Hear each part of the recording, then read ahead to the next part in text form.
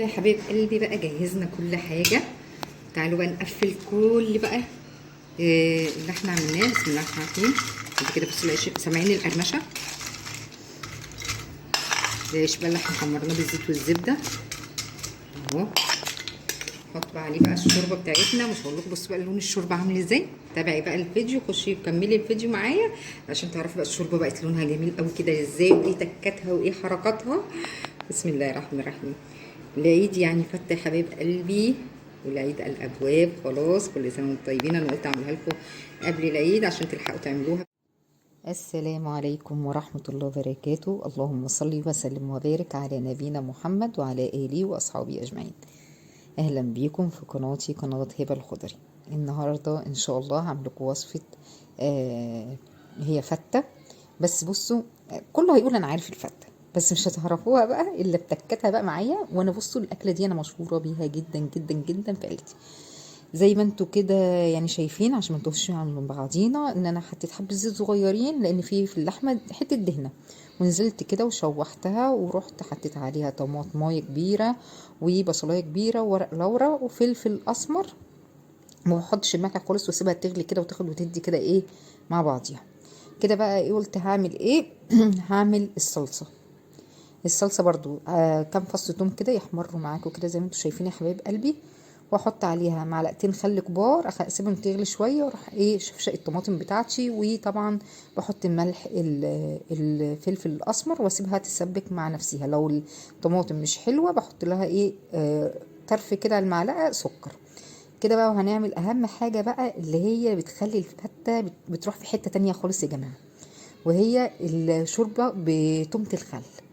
بعمل توم زي ما انتم شايفين كده، وبحط عليها معلقتين خل برضو تغلي شويه، واروح حاطه عليها الشوربه. بصوا بقى الشوربه لازم طبعا نصفي الشوربه. بصوا بقى الشوربه ولون الشوربه وطعمه الشوربه وجمال الشوربه حاجه كده تحفه. لما بتتحط على التومه والخل بتوديها في حته تانية خالص، وتودي الفته في حته تانية خالص. يعني تثبتي كده على الحاجات اللي انا بقولها لك، هتطلع احلى فته ممكن تدوقيها في حياتك.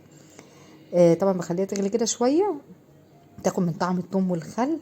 وزي ما انتوا شفتوها كده يعني شكلها ولا ريحتها بقى ولا طعمها روعه. كده بقى بنعمل الرز. والرز عادي يا جماعه خالص، حبه زيت، عايزه تعمليها بسمنه، عايزه تعمليها بزبده، عادي خالص كل الاكل بتاعك. بس انا بحب يعني ايه الزيت بيبقى خفيف شويه، ما تخليهاش ايه دسمه قوي. فكده خلاص الرز بحط عليه الملح عادي والميه السخنه وخلاص تمام. واشربه واوطي عليه خالص عادي. الرز اللي هو العادي الطبيعي خالص خالص خالص. بصوا هي الفته فيها تكات اللي هي الشوربه بالخل دي بتقوم بتسقي بيها بقى العيش. وتعالوا بقى على تكه العيش هوريها لكم بقى بعملها ازاي، بيطلع بقى مقرمش وحلو وجميل. اعملوها بالطريقه دي في العيد. كل سنه وانتم طيبين، خلاص العيد على الابواب يا حبايب قلبي. يعني بصوا كل اللي هياكلها من ايدك هيقول لك يا سيدي فعلا زي كل اللي بياكلها من ايدي انا بيقول لي فعلا يا سيدي. يعني بيسيبوش فتفوتة عيش ولا فتفوتة رز كده من حلاوتها. هنا بجيب بقى اي حاجه، صينيه، جريلا، اي حاجه عندك، طاسه، بحط فيها زيت، بحط فيها زبده. تمام، لازم زيت وزبده عشان الزبده بتدي طعم حلو والزيت بيدي قرمشه حلوه. وبنزل بيه العيش بتاعي عادي، عيش البلدي العادي بتاعي، بقطعه كده بالشكل دوت. وببتدي اقلبه. وانا بقلبه كده بس يعني بيتشمع بالزيت والزبده كده.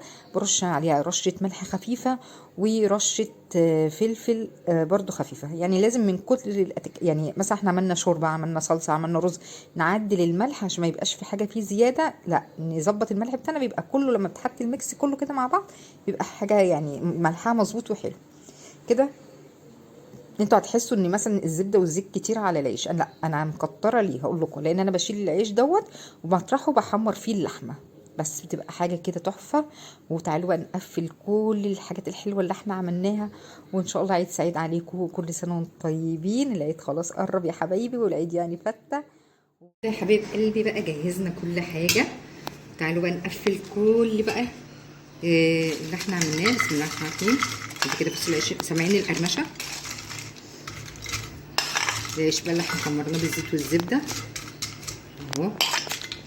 نحط بقى عليه بقى الشوربه بتاعتنا. مش هقول لكم بصوا بقى لون الشوربه عامل ازاي. تابعي بقى الفيديو، خشي وكملي الفيديو معايا عشان تعرفي بقى الشوربه بقت لونها جميل قوي كده ازاي، وايه تكاتها وايه حركاتها. بسم الله الرحمن الرحيم.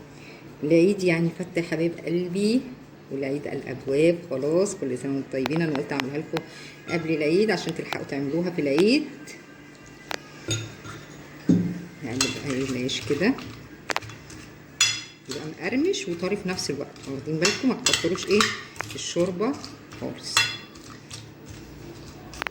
تابعي بقى الفيديو وشوفي ايه التكات اللي احنا عملناها وايه اللي خلى العيش مقرمش كده معانا واللحمه معانا محمره كده والشوربه لونها تحفه وريحتها وطعمها. جربيها. ده بصوا يعني الوصفه دي انا مشهوره بيها في عيلتي. الفته يعني انا وانا يعني الفته. بصوا بقى ننزل كده ايه الرز الجميل بتاعنا برضو.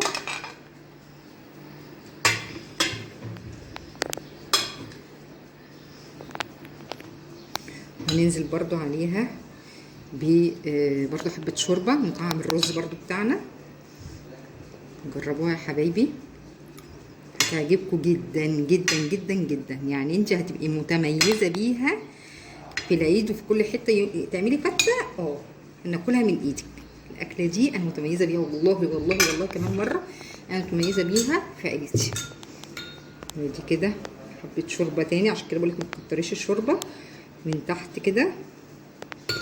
وناخد بقى حبة صلصة كده حلوين. طبعا جنب الفتة لازم مخلل او سلطة خضراء. بصوا اهي كده. انتوا مش يعني انتوا شايفين الشكل بس مش شايفين الريحة. مش يعني مش شامينها مش حاسين بيها ولا بقى الطعم. هنا بقى السلطة بتاعتي. هنا اللحمة عايزين تخلوها كده خلوها. عايزين تحطوها بقى انا احطها. احب كده ايه اللحمة بتاعتنا كده تتحط كده وتترص على الحاجة بتاعتنا كده. اللحمة اهي بيحبها بقى حمرا اللي بيحبها ملبسة اللي بيحبها. بصوا الجمال والله العظيم. جربوها كملوا بس الفيديو وجربوها مش هتندموا هتشكروني عليها جدا جدا جدا. طبعا بيبقى فيه شوربه جنب منها بيبقى فيه طبعا صلصه جنب منها.